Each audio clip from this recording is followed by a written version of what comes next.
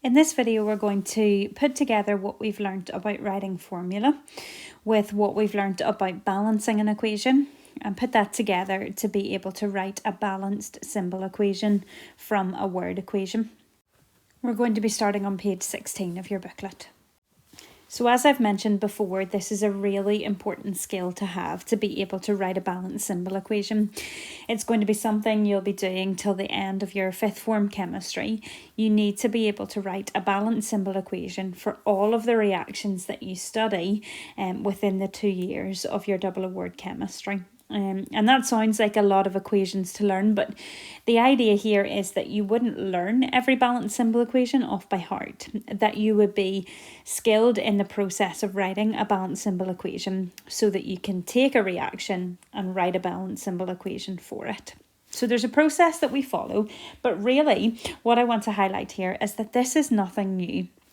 All we're doing is we're putting together our work on formula and our work on balancing equations.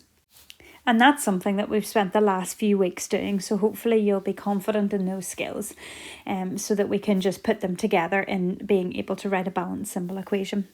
So just like balancing an equation, you must do this, follow this method step by step to avoid making any mistakes. So what we want to do first of all is write the word equation for the reaction. Now this is if you were asked to, say for example, write a balanced symbol equation for the reaction of magnesium and oxygen.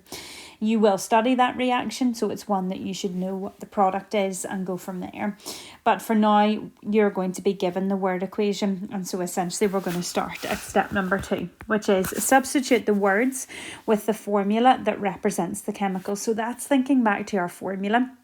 And with that, we'll have to think back to our diatomic elements, what we use our swap and drop for, and so on. And then finally, step number 3 is to balance the equation using the method that we did earlier in this week and that you were having a practice of on Monday. So making a list of the elements on either side of your equation, counting up your atoms on the left-hand side and right-hand side, and balance by placing big numbers in front of the formula in your boxes if you wish, but then remember to remove the boxes at the end. So in your notes, if you look on down page 16, you'll see that there are a couple of worked examples of how you write a balanced symbol equation. So you can see here the reaction between sodium hydroxide and hydrochloric acid. At a stage you will know what the products of that are, but for now you're given the products of sodium chloride and water. Step number 2, you substitute the words with the formula that represents the chemicals. That has all been done for you in this worked example. Let's look over then on page 17. So you can see on page 17, then you're told step number 3 to make a list and count up your atoms. So if I zoom in here, you'll see that being done for this given reaction. And what you'll see if you have a look at the lists on your left hand side and on your right hand side, you'll see actually that those lists match already. And what that means is that the equations are already balanced. Now I know we haven't taken much time to look through those. So what you might want to do is pause the video and look through these worked examples. The same is done for another reaction, the reaction of magnesium with hydrochloric acid. So step number 1, you're writing the word equation. That will be given to you at this stage. Step number 2, substituting for formula. And then step number 3 is to balance by making a list of your atoms and following through that process that we were practicing on Monday. So what I would suggest that you do now is to pause the video here and to work through these worked examples. Just really read through them carefully, slowly, and follow through. They're written in such a way that they're done in a step-by-step method. You could even get a file page and write them along with the notes and just kind of follow through the process. So pause the video now and work through those 2 examples, and then when you're finished, play the video again and we'll do some examples together. So turn over to page 19 and we'll have a look at these 2 examples. We're going to work through these step by step, and for the minute we're going to keep it to quite simple examples. So examples that involve just simple compounds rather than the ones on the back of your periodic table like the molecular ions. So as I said, at this stage you're going to be given the word equation, and it's really just converting it into the formula and then balancing it. There's a couple of things that you should look out for at the start of this process between your reactants and your products. The first thing you should look out for is diatomic elements. Now, you might have totally forgotten what those are, and we'll take a look at them on the periodic table in a second. But those are essentially elements which exist as two atoms chemically combined together. So it's important that when you're writing an equation that involves those elements, that you write their formula correctly. So let's take a look at the periodic table and remind ourselves of the diatomic elements. It would be helpful if you had your periodic table with you and open in front of you. So if you take a look at your periodic table, these elements should already be highlighted. We did this in the very first lesson of this topic. We did that together on Microsoft Teams. We highlighted 8 elements, which are what we call diatomic, and we'll recap on what that means in a second. But if I zoom in, they're all on the right hand side of the periodic table. Hydrogen is one of them. It's up there on its own. So if I highlight there, that's diatomic. Then we go over to nitrogen, that's diatomic, oxygen's diatomic, fluorine, and then all the way down group 7 with chlorine, bromine, iodine, and astatine. Those are your 8 diatomic elements. If you didn't highlight them at the time in your periodic table, please do that now. And what that means is that when we meet these in an equation, we have to write their formula as the symbol with a little 2 after it. So for example, you don't need to write this in your periodic table, but just to give you an idea, if hydrogen as an element, not combined with anything else, was written in my equation, it would have the formula H2. If it was oxygen was involved, I'd have to write it as O2 rather than just O. Okay, and you've got to remember that and identify the diatomic elements. And that's why we identify them at the start of working with our equation. So that's the first thing we identify. Are there any diatomic elements in my equation? Second of all, are there any reactants or products that I need to use swap and drop to get the formula of? Certain compounds, as we know, we need to use swap and drop to get the formula of. There's certain chemicals that we know the formula of, like water is H2O and so on.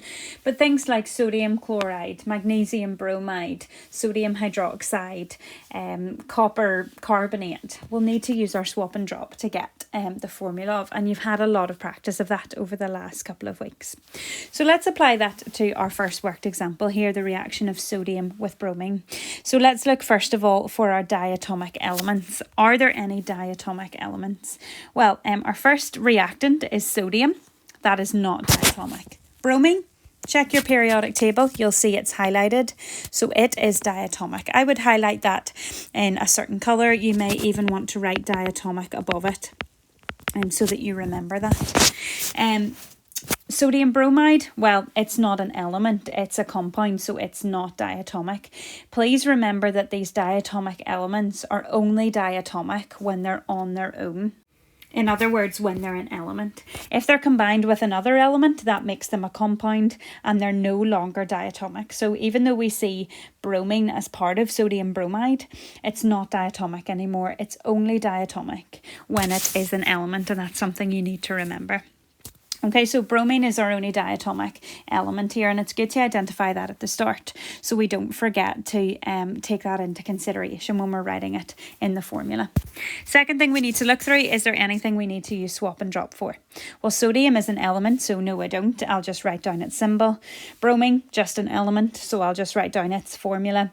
And then sodium bromide, yes, it is. So it's a compound. Most compounds we will need to use swap and drop for, unless it's something like water, which we know is H2O, or carbon dioxide, which we talked about last week as being a covalent compound that we can get the formula from the name. So I will need to use swap and drop for sodium bromide because it's an ionic compound. In other words, it contains a metal and a non-metal, or a metal and a molecular ion. So now that we've identified those things, we can go on with our method to get our balance symbol equation.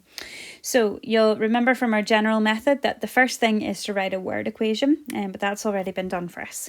Second thing is to convert each of the reactants and the products to their formula.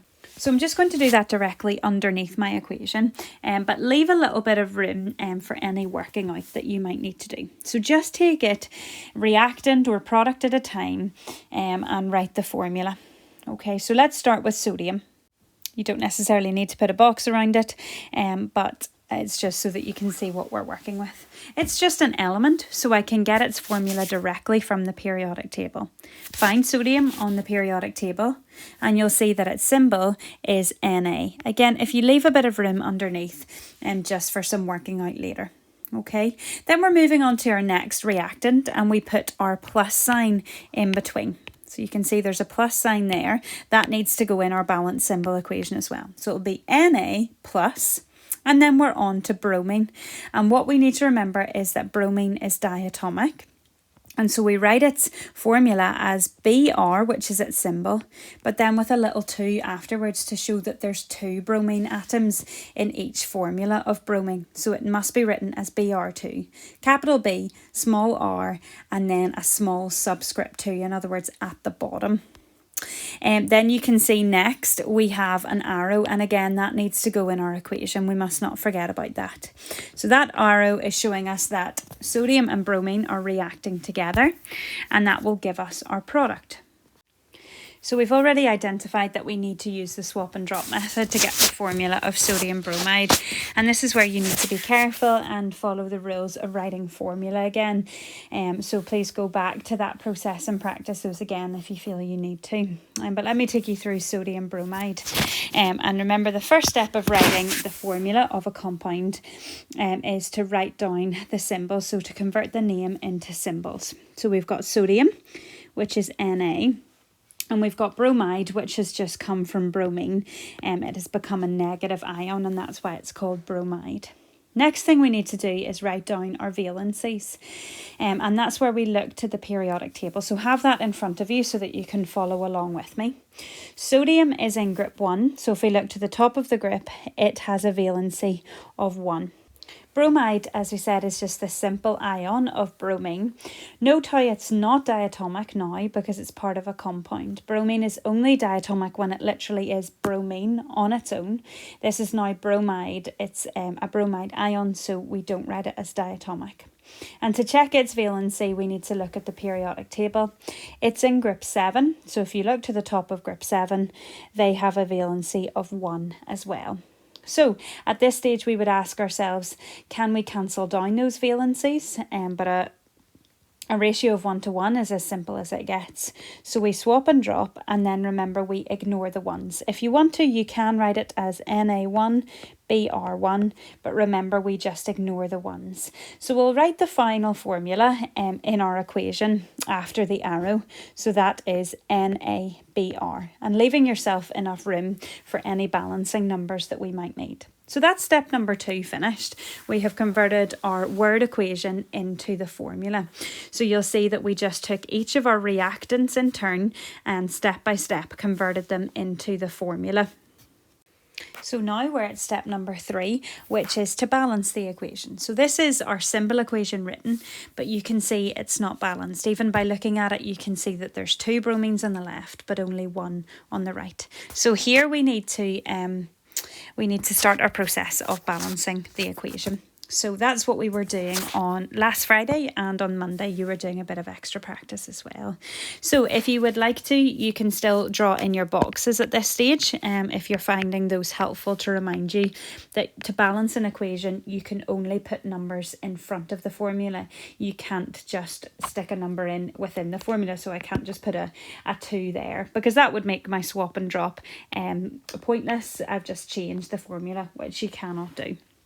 So remember the steps of balancing an equation. First of all, you make your list on the left hand side. So you can see here we've got sodium Na and we've got bromine Br. Copy that list on the right hand side, Na and Br. Next step is to count up the number of atoms that you have of each element on the left hand side first of all. So you can see we've got 1 sodium, 2 bromines. Let's do the same on the right hand side. We've got 1 sodium and 1 bromine. What we now need to do is to balance the equation by putting numbers in front of the formula or in the boxes if you're using them. And remember that that number multiplies everything in the formula by that number. So you can see that right now our bromine is not balanced. We need 2 on the right hand side. How are we going to get that? Well, we'll put a 2 in front of our NaBr. We need to update our list then. That will affect your sodiums and your bromines. We now have 2 sodiums because remember this number multiplies, so 2 times 1 is 2, and then we've got 2 bromines as well. So I've fixed my bromine, but I've created a problem with my sodium, and so I now need 2 sodiums on the left hand side. How do I get that? Well, I'll put a 2 in front of my Na.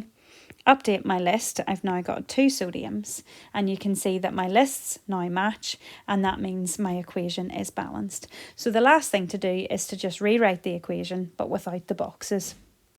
So you can see my final equation, as I've written in purple, is 2Na plus Br2 arrow 2 NaBr. And what that actually means in words is that 2 atoms of sodium will react with 1 molecule of bromine to give us 2 molecules of sodium bromide. And even if you don't use boxes anymore, please rewrite your equation at the end so that you can see that as your final answer, and that it's kind of set apart from your working out. So that's a worked example of the reaction of sodium with bromine, and let's now look at the second worked example. The second worked example looks at the reaction of potassium with oxygen. And again, what I would suggest you do with these word equations, converting them into balance symbol equations, is to identify at the start do you have any diatomic elements, and is there anything we need to use swap and drop for? So let's look first of all for any diatomic elements. So our first element on the left hand side is potassium. It is not diatomic.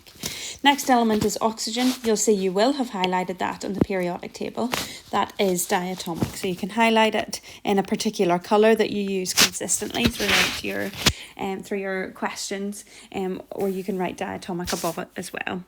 And then over on the right hand side we have potassium oxide, which is a compound, therefore it cannot be diatomic. Only elements are diatomic.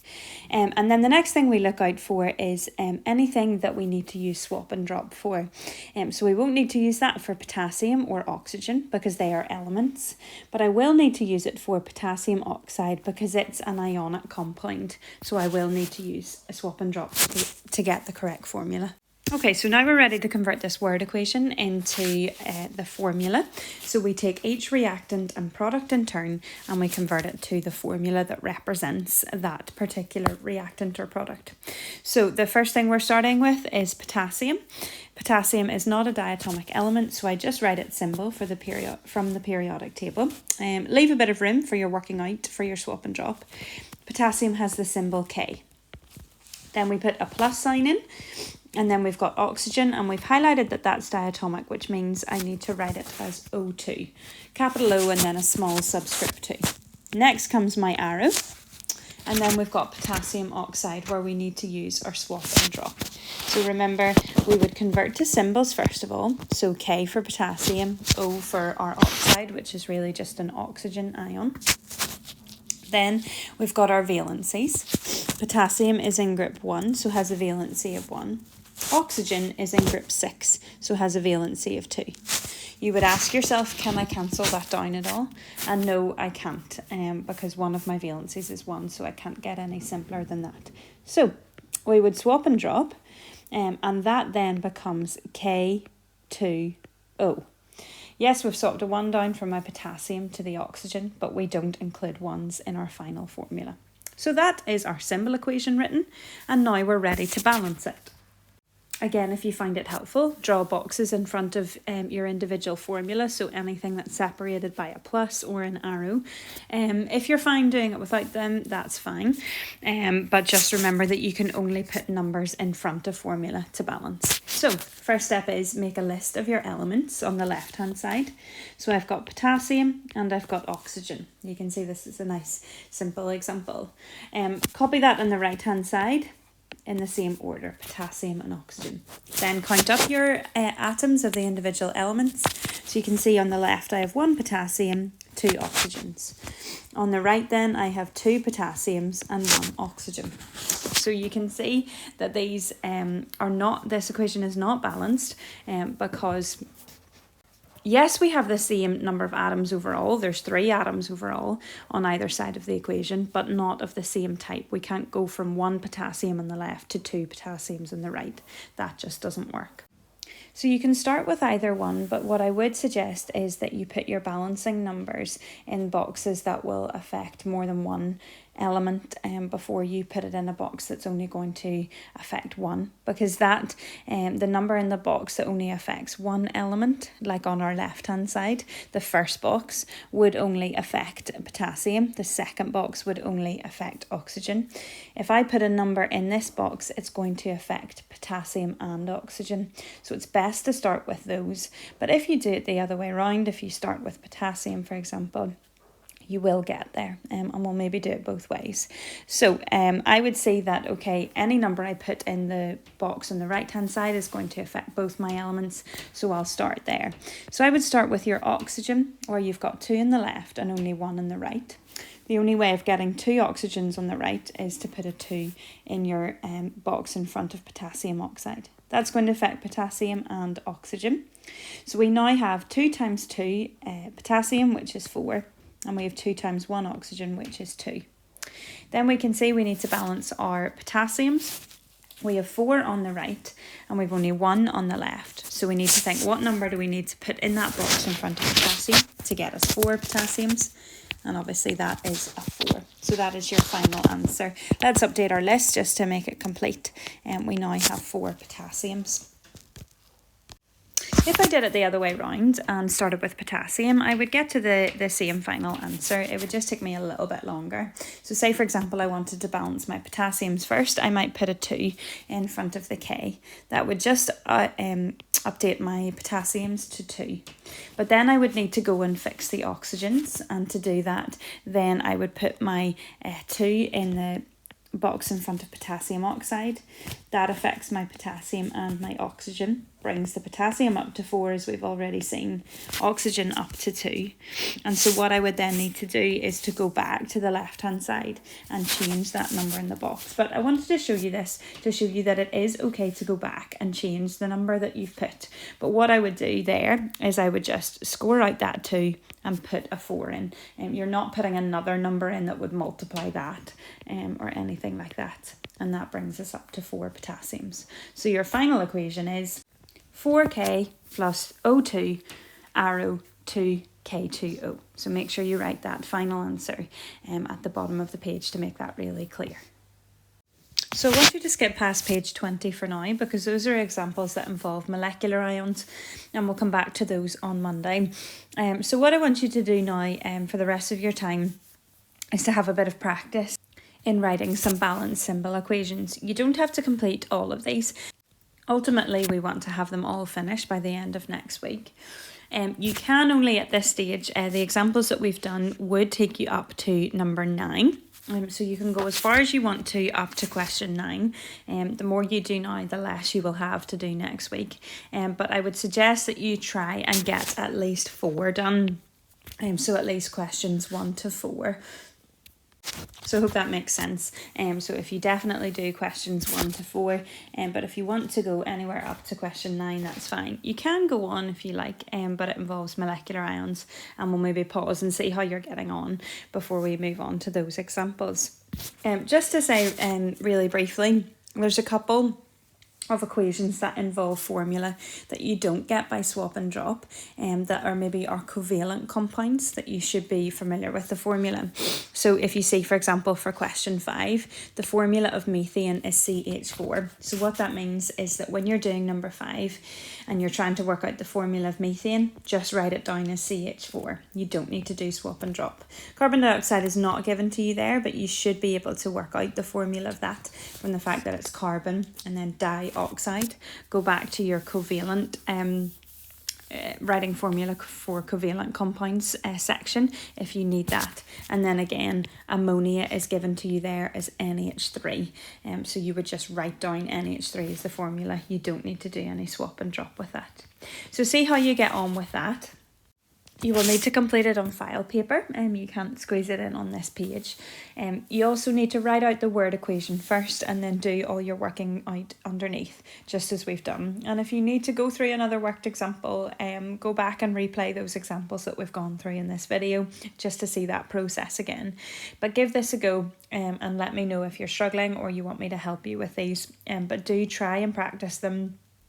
And again, don't forget your diatomic elements, so they are listed there, and you've highlighted them on your periodic table. You could even go through and highlight them on this page now, so that you know which ones you have to remember are diatomic. That will affect your whole equation. If you don't write them as diatomic, it will affect your balancing as well. And then I would, before you start each example, do as we've done and highlight your swap and drop as well. And just so that you know you have to use swap and drop for those, and that's for ionic compounds that you'll need to do that.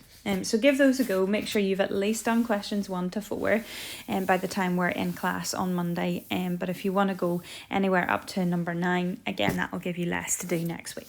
Okay, thank you.